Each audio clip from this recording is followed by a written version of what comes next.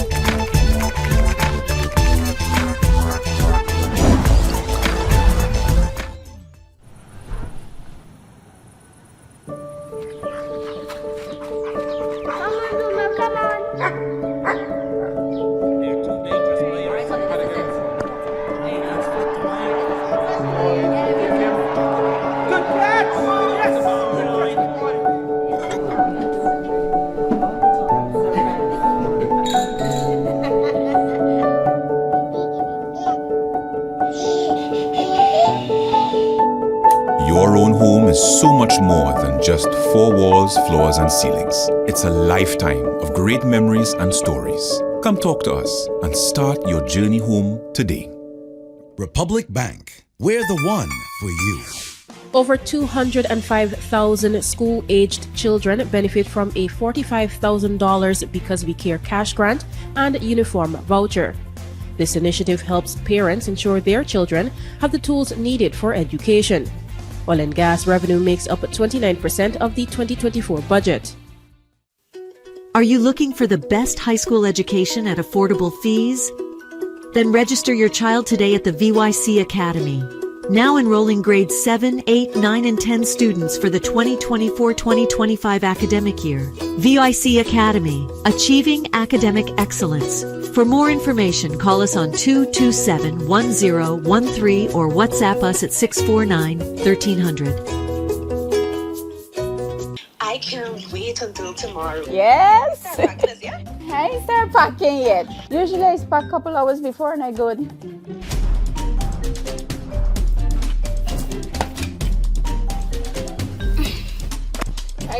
Drive. I got my phone, I got my keys, my charger, my Procrastinating planning for the future? Well, that's never a good idea. Let Demerara Mutual and Demerara Fire and General help you get started with planning for your future today. I'm with Dem. Calling all small to large scale businesses, the International Building Expo 2024 is coming to the National Stadium from August 8th to 11th, 2024. Whether you're a small business or a major player, there's a package for you starting as low as $20,000. Network with industry leaders, boost your brand visibility, and generate high quality sales leads. Register now at www.buildingexpo.gy. That's www.buildingexpo.gy. Or call 592-635-1103 or 592-635-1104. Oh no, welcome to Building Expo. 18 U.S. Peace Corps volunteers were sworn in today by U.S. Ambassador to Guyana, Nicole Terrio, at the Umanayana. The volunteers will now serve in Guyana's health and education sectors for the next 2 years. The U.S. Ambassador said the presence of the 35th cohort of Peace Corps volunteers in Guyana is in keeping with the U.S. government's commitment to fostering peace and friendship throughout the world.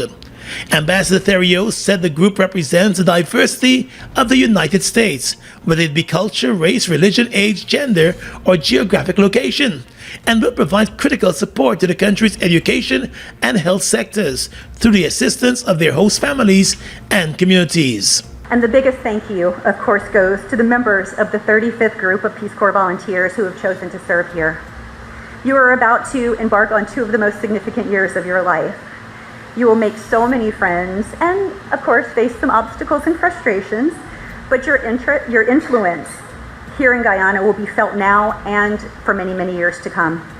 And I want to, again, personally thank you for representing our country so beautifully and putting forward the very best face of the United States, one of compassion and caring, volunteerism and selflessness. Peace Corps Guyana Country Director Deborah Connor explained that 16 of the volunteers will work in the education sector, with a subgroup focusing heavily on environmental science, and the remaining 2 will provide critical support to the health sector. So there are 7 education volunteers assigned to secondary schools who will co-teach, enhance school libraries, work with parents, and pull students from the classroom for special tutoring. These activities contribute to the goals and mission of the Ministry of Education by providing targeted literacy activities to students. We have 9 environment volunteers. They will work in schools teaching science and will implement eco-friendly projects that teach children to be good stewards of the amazing natural resources Guyana is blessed with. 2 health volunteers will teach life skills to adolescents and will work to support the Ministry of Health in a school health program that is focused on screening and early detection of non-communicable disease and mental health issues in children throughout their school years. The 18 Peace Corps volunteers will join the current cohort of 36, who are already serving in 9 of Guyana's 10 administrative regions. Minister of Health Dr. Frank Anthony, who was among government officials present, thanked the volunteers for choosing Guyana. He said over the years, U.S. Peace Corps volunteers have provided welcome service to the health sector. More than 1,400 Peace Corps volunteers have served in Guyana since 1966. Guyana is expressing optimism once again that an almost 7-year ban on the exportation of catfish to the U.S. will be lifted, as the U.S. Department of Agriculture's Food and Safety Inspection Service conducts another review of documents submitted by Guyana. Back in 2017, Guyana was among countries that were banned from exporting catfish to the U.S. over safety concerns. Since then, it has been an uphill task to get that ban lifted. Minister of Agriculture Zulfikar Mustafa on Tuesday said the government remains optimistic as it continues to provide the U.S. with additional documentation to support the exportation of catfish. And today, on the sidelines of a Peace Corps event at the Umaniyana, the U.S. Ambassador to Guyana, Nicole Theriot, confirmed that additional documents were received by the U.S. Department of Agriculture back in May from Guyana, and the review is on the way. The USDA, U.S. Department of Agriculture, has a specific office that handles all requests for export of products such as catfish, shellfish, vegetables, any sort of fresh product. And there's a very clear, very strict process that must be followed. Any country in the world that wishes to export to the United States, whatever product it is, must follow these guidelines. And Guyana is quite advanced in this process. In fact, right now, in May, they returned the last request for information, so it's kind of been going back and forth. And right now, it's back in the U.S., so the ball's in our court, to review the responses we received on May 25th. The ambassador said the approval process for the importation of fresh foods into the U.S. is a rigorous one, but it's also crucial to ensure the health and safety of the American people. Fortunately, I don't have a timeline for that because it really does depend on how long it takes them to go through the responses. But I'm very confident that we will get there. I know it seems like it's been a really long time, but when you're talking about the health and safety of your citizens, you have to be incredibly careful, and that's why it's such a long, complicated process. But I promise you, Guyana's getting close to the end, and I think we'll be there soon. She said if there is need for additional information, the U.S. will make that known. However, if the information is satisfactory, the country will be guided on the next steps to be taken. Exciting news! The capping stack has arrived in Guyana. In the unlikely event of an oil spill, this vital equipment is placed over a blown-out well to stop or redirect the flow of hydrocarbons, ensuring a rapid and effective response. With the capping stack now in hand, Guyana stands out as one of just 2 oil-producing nations in the region with such a crucial safety measure readily available. This marks another significant step towards ensuring that Guyana produces oil and gas safely and sustainably. Region 4. The Guyana Public Service Cooperative Credit Union will be hosting its annual general meeting for the period 2021 to 2022 on Sunday, the 25th of August, 2024 for members of Region Number 4. The meeting will be convened at the Critchlow Labor College, Wolford Avenue at 10 hours. Members are encouraged to pre-register at bit.ly/GPSCCU AGM 2024 for further instructions on how to take part in the meeting and to vote for a new committee of management. The meeting will take place both online and in person at various locations across the country. Full participation of members is encouraged. Let us move your credit union forward. The Guyana Public Service Cooperative Credit Union. People helping people.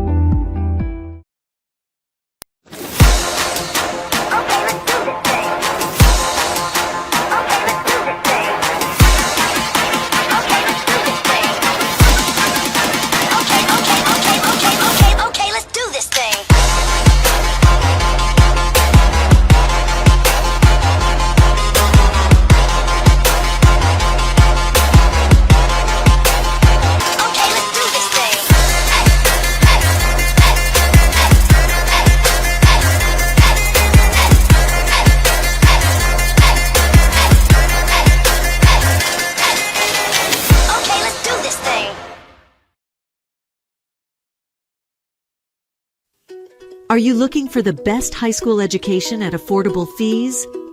Then register your child today at the VYC Academy. Now enrolling grades 7, 8, 9, and 10 students for the 2024-2025 academic year. VYC Academy, achieving academic excellence. For more information, call us on 227-1013 or WhatsApp us at 649-1300.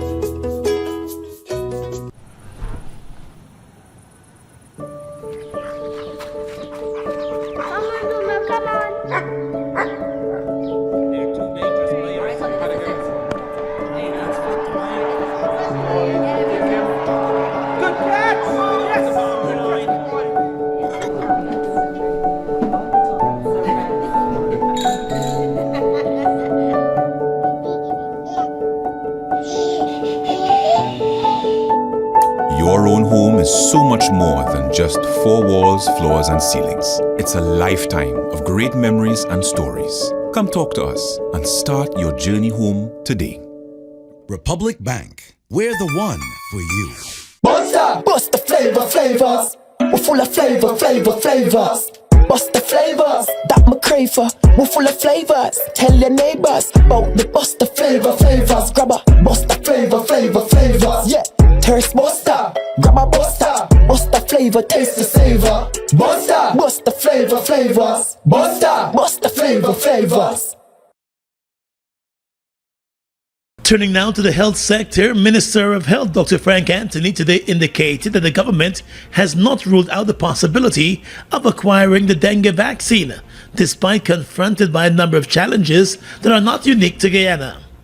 Dr. Anthony told reporters today that vaccines for dengue are not only scarce, but are extremely expensive. However, with the help of regional and international partners, such as the Pan American Health Organization, Guyana and other countries in the Americas can access the dengue vaccine, which is being produced by Japan.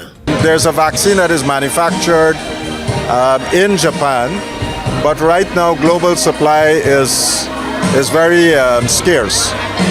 Because, for example, a lot of this vaccine has been bought by Brazil. And they have an immunization program where they're giving to their I think 5 to 10 years of age. They have been giving to the children in Brazil. But the vaccine is quite expensive, and right now it's very scarce. So the price probably has gone up too. We were looking into it, and if we get an organization like PAHO to access the vaccine through their strategic fund and make it available at a cheaper cost, then it would become more affordable to countries in the Americas. Back in May, the World Health Organization cleared the dengue vaccine manufactured by the Takeda Pharmaceuticals, which is a Japanese firm. However, Minister Anthony said in addition to the cost and availability, there is the issue of efficacy. According to him, the efficacy of dengue vaccines is not that high and varies based on the variant. We'll continue to work. We want to identify patients early. And if we do that early and detect persons who have severe dengue, then we hospitalize them and we can provide treatment for them. And that's what most programs are doing. In 2023, the Health Ministry conducted 26,000 dengue tests and has already surpassed that number for this year, with more than 29,000 tests conducted so far in 2024. The health minister said Guyana has recorded more than 6,000 positive cases of dengue between January and the end of July. A number of deaths have also been recorded. Dr. Anthony said the country is doing much better in managing the disease, with vector control services intensified in all of the regions. The top brass of the Guyana Defense Force appears to want a trimmer, slimmed-down force and has reportedly started to block the promotion of some officers, as well as prevent them from accessing overseas training and their duty-free allowances over their body mass index. Body mass index is a measurement of body fat based on height and weight. However, in many instances, the calculation does not differentiate between body fat and muscle, which could mean that a person who may be healthy and muscular could be listed as overweight or obese. Sources within the GDF have explained to News Source that while the GDF has always encouraged its members to be fit and healthy, the situation has never reached a stage where officers are being denied promotions, duty-free allowances, and overseas training over their BMI. Many of the officers believe the new rule is not fair to them, and they are hoping for a reversal. Several of them explained that they only learned of the existence of the rule when they were denied their duty-free allowance for vehicle purchase and denied access to overseas training opportunities. One medical officer familiar with the use of the body mass index told News Source that while it is important for persons with a demanding job like the military to remain active and healthy, it would not be advisable to use their BMI to deny them their benefits, since the calculation is not scientific enough. The medical professionals said it will be more important for the GDF to put systems in place to ensure its members live a healthier lifestyle, and for those who might have a medical issue to be given regular follow-up treatment and care. Up to news time, the Guyana Defense Force has not responded to the concerns of the officers. Region 4. The Guyana Public Service Cooperative Credit Union will be hosting its annual general meeting for the period 2021 to 2022 on Sunday, the 25th of August, 2024 for members of Region Number 4. The meeting will be convened at the Critchlow Labor College, Wolford Avenue at 10 hours. Members are encouraged to pre-register at bit.ly/GPSCCU AGM 2024 for further instructions on how to take part in the meeting and to vote for a new committee of management. The meeting will take place both online and in person at various locations across the country. Full participation of members is encouraged. Let us move your credit union forward. The Guyana Public Service Cooperative Credit Union. People helping people.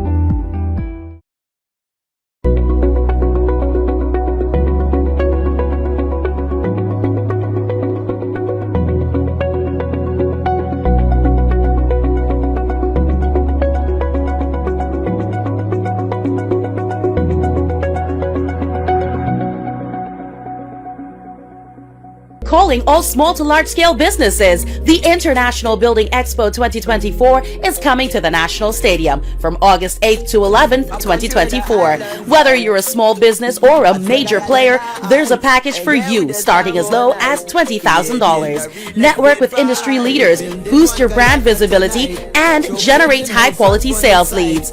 Register now at www.buildingexpo.gy. That's www.buildingexpo.gy. Or call 592-635-1103 or 592-635-1104. Oh no, welcome to Building Expo.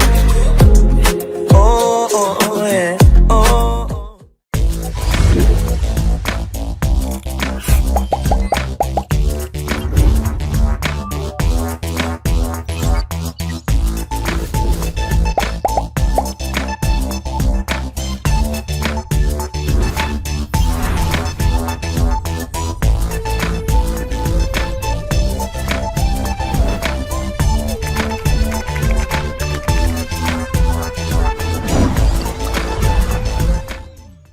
Guyana's economy is rapidly transforming, and we're all part of it. Guyoil is at the forefront of this development by providing reliable and efficient energy and supporting community development from the very core.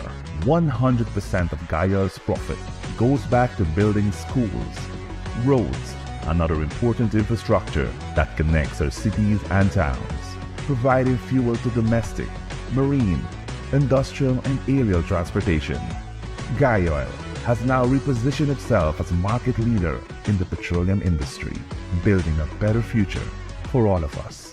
NYC, New York City. Get ready as the original Big People Party with the same vibes you've seen and loved comes to you this Labor Day weekend on Saturday, August 31st with some of the biggest one-man bands out of Guyana and New York. Look out for Super A, Murphy, Busta, and Super Terry. Big People Party! Along with the legendary Glenn Washington. Baby, don't take my kindness for weakness. If loving you is wrong, I don't wanna be right.